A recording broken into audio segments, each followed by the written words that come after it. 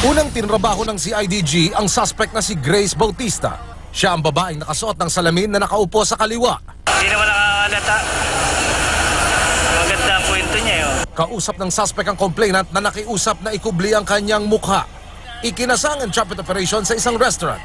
Hindi nagtagal matapos iabot ang pera sa suspect, tumayo ang complainant bilang hudyat. Dito na gumalaw ang CIDG. Showtime. Agad inaresto si Bautista.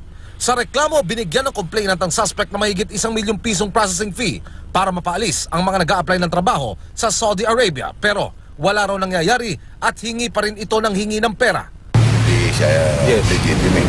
Yung pinasahan doon sa agency. Ikinanta ng naarestong suspect sa CIDG kung kanino niya ibinigay ang pera. Sa tanggapan ng isang placement agency sa Ermita, Maynila kung saan sumasideline ng ikalawang suspect. Muling sinetap ng CIDG ang entrapment operation. Dito na dakip si Joy Joaquin. Sinong dumakot ng pera? O iba't di pa yung posas yan? Posas nyo?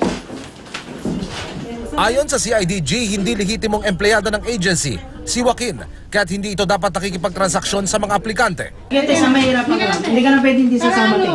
Legal operation. Kayo man sumama na kayo ng opisina. Pumalag sa operasyon si Joaquin. Pag sinabi ng boss kong bitbit Layas mo ng POA?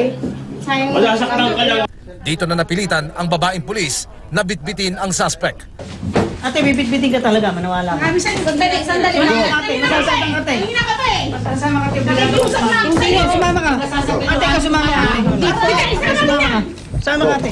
Ate, sumama ka. Ayaw ni Joaquin na magbigay ng komento. Si Bautista naman, napag-alamang mahigit 50 ang outstanding arrest warrant sa estafa at illegal recruitment. Bakit ako may ipit dito? Tagabigay lang naman ako ng visa sa agency. Okay. Kung saan kanina yung nahuli, doon ko binibigay ang mga visa.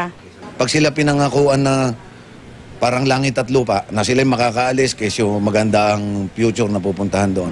Pag masyado nang maganda yung pangako at malayo na sa katotohanan, bogus yun. Emil Sumangil, nakatutok, 24 oras.